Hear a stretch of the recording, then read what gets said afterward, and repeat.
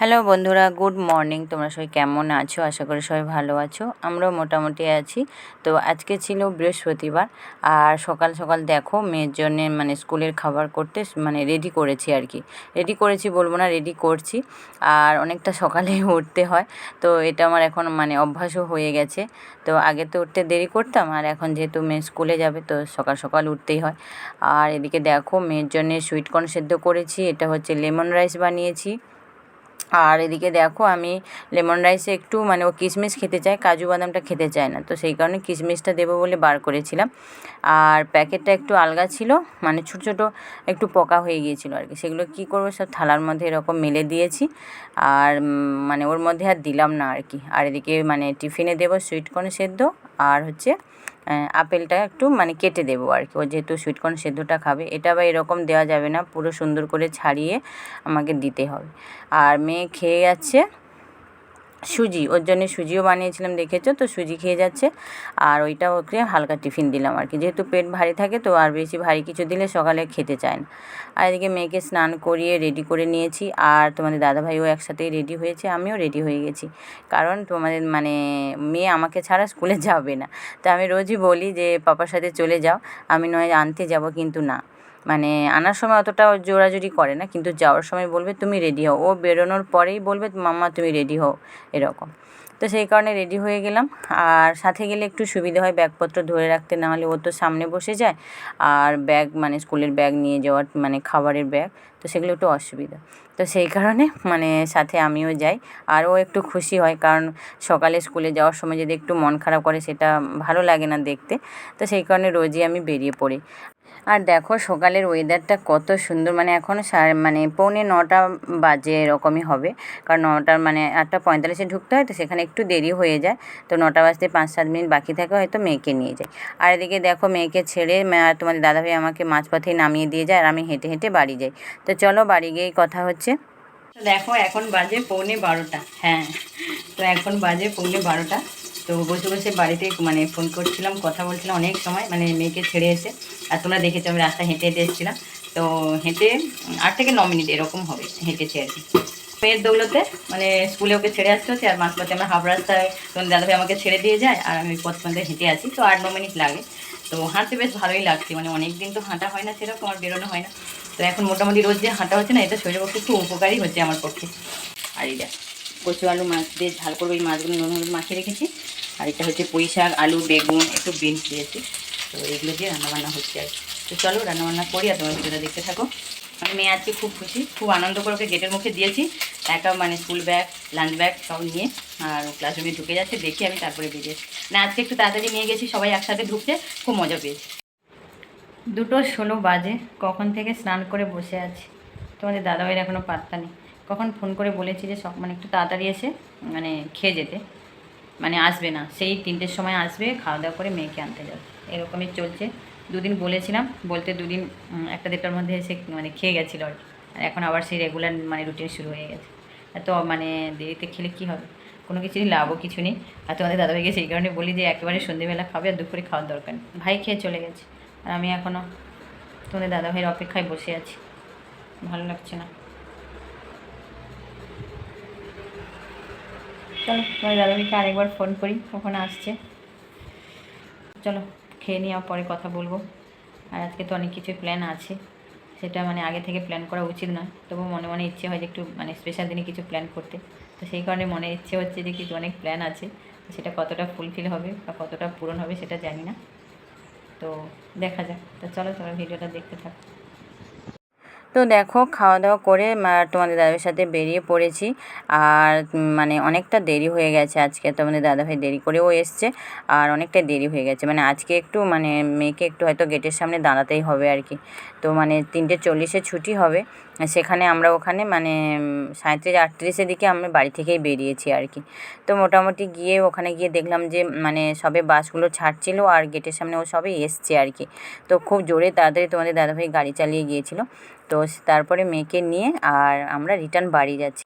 তো বাড়ি গিয়ে আমরা একটু রেস্ট নিয়ে একটু বেরোবো, অনেক কিছু প্ল্যান আছে। আর সকাল থেকে ব্লগ সেমনভাবে তো কথা বলতে পারিনি, আর তাড়াহুড়োর মধ্যে সব কিছুই শুরু করেছি আর তোমাদের বলাই হয়নি। তো আজকে একটা স্পেশাল দিন আমার কাছে, সেটা সব মেয়েরই কাছে থাকে দিনগুলো, আর সেটা আমার কাছেও। আর তোমাদের দাদাভাইকে আজকে মানে হাফ ডে আমি মানে করেছি, ছুটি নিতে বলেছি, আর সেও ছুটি নিয়েছে, কারণ সকালটায় অফিস করেছে আর দুপুরের পর থেকে মানে ছুটি নিয়েছে। আর অনেক কিছু প্ল্যান করেছিলাম, তো সেটা কতটা ফুলফিল হবে বলতে পারবো না। তো সেটা আমি তোমাদেরকে মানে কথা বলতে বলতে অবশ্যই বলবো। আর এদিকে দেখো মেয়েকে নিয়ে চলে এসেছি, আর টিফিন বক্সগুলো দেখলাম আজকে তেমন কিছু খাওয়া দাওয়া করেনি, মানে সব বলতে গেলে প্রায় ফিরিয়ে নিয়ে এসছে। মানে লেমন রাইস তো একটুখানি খেয়েছে বলছে, দইটা একটু খেয়েছিল। আর এদিকে সেই কারণে মানে ও এখন কেক খাচ্ছে, আর তোমাদের দাদাভাইয়ের জন্যে মানে একটু ফল কেটে দিয়েছে, মৌসুম্বি আর একটু ডালিম কেটেছি। তো ওগুলো খাওয়া দাওয়ার পরে আমরা মানে রেস্ট নিচ্ছিলাম। নিতে নিতে তোমাদের দাদাভাই এত ফোন কল আসছে, মানে কথা বলতে বলতে যে আমরা বেরোবো না সেটাই আমাদের লেট হয়ে গেছে। তাই একটু মানে মন কষাকষির মধ্যে একটু রাগারাগি করছিলাম, বলে এত সময় থেকে কি হলো, আর এত কিছু ভাবলাম, তো শেষ পর্যন্ত এত পরেই বেরোচ্ছি, তো কী হবে জানি না। একদিকে মানে মেঘও উঠেছে দেখছি, তার মধ্যে আমি বেরিয়ে পড়েছি আমরা। আর ওদিকে দেখো মানে এই নকুল ওই বাড়ি থেকে আমাদেরকে টাটা করছে।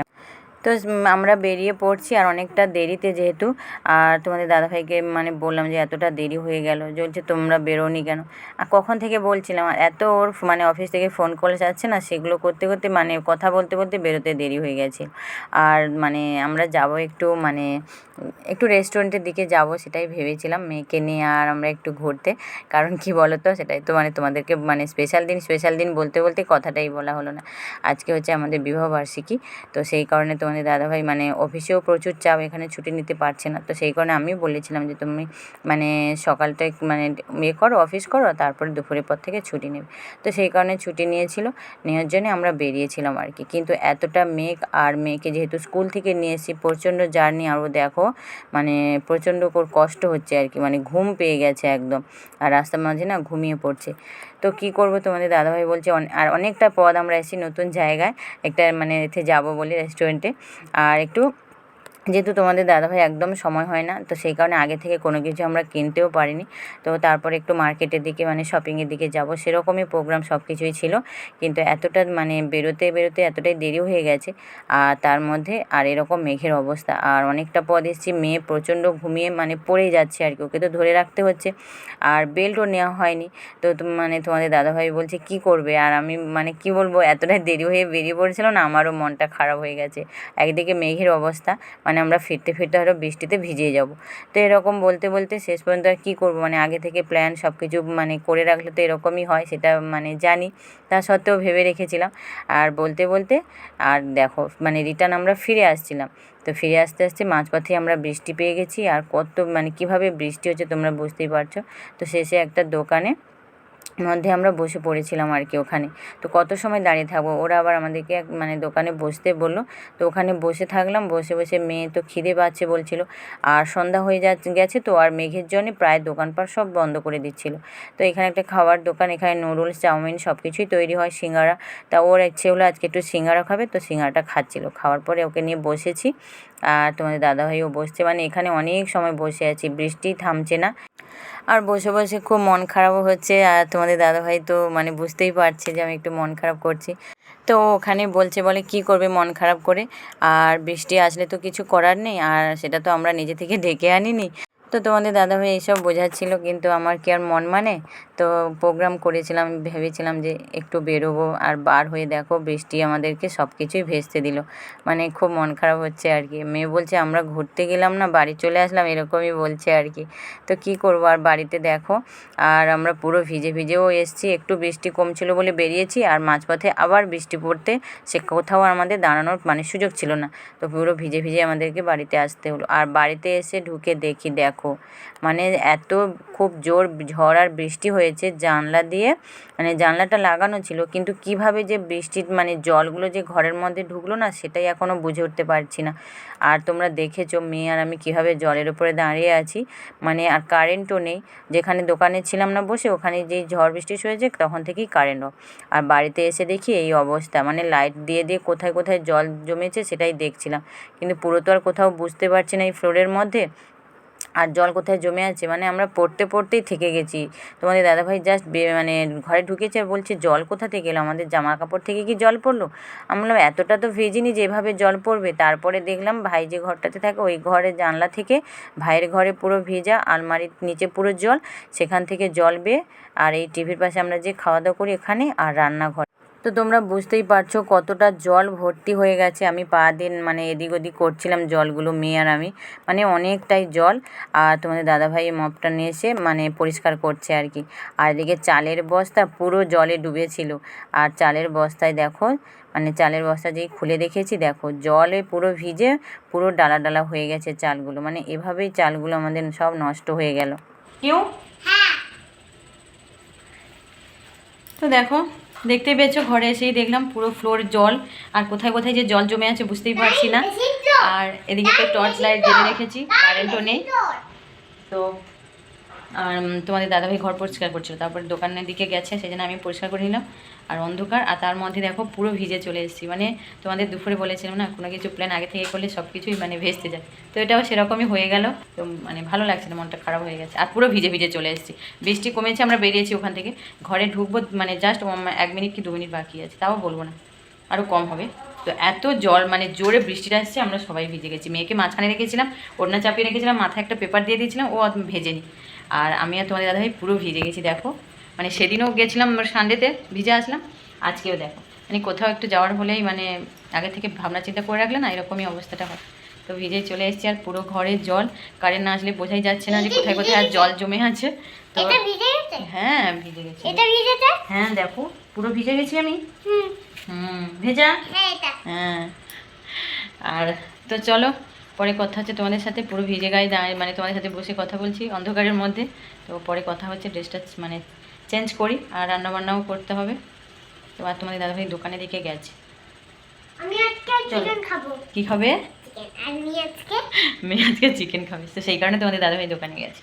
আর বৃষ্টির জন্য প্রায় দোকান সব বন্ধ, আর সামনে বাড়ির পাশে যে দোকানটা ওইটা খোলা ছিল, আমরা এসেছি। তো সেই কারণে তোমাদের দাদাভাই তাড়াতাড়ি করে গেছে। আমি ঘরটা মুছে নিচ্ছি, আর তুমি গিয়ে দোকান থেকে ঘুরে আসো। মেয়েও চিকেন খাবে বলছিল, আর পুরো জামা ভিজে যাচ্ছি। কয়েকদিন এত ভেজা হচ্ছে, আর সারাদিন দুপুর থেকে বলো, মানে সকাল থেকে কি মানে কত সুন্দর রোদ বলো, আর এই বিকেল থেকে মেঘ, আর মানে বৃষ্টি শুরু হয়ে গেল, প্রচুর বৃষ্টি হয়েছে। আর বৃষ্টির জন্য সঙ্গে সঙ্গে দোকানে বসে গিয়েছিলাম আর কি।